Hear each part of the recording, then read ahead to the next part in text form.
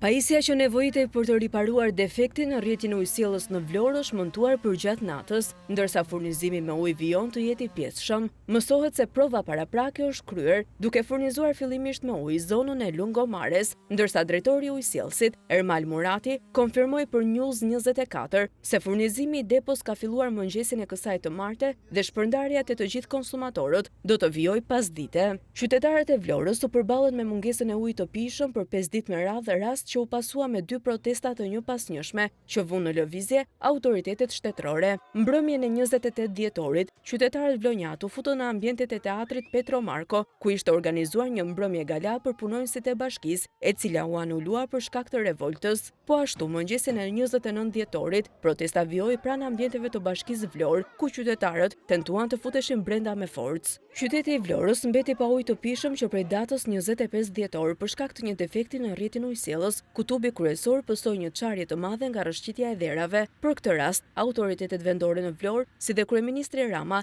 larguan përgjegjësinë me pretendimin se gjendeshin përballë një investimi të dobët me pajisje të papërshtatshme, investimi kryer në vitin 2009 nga qeveria Berisha.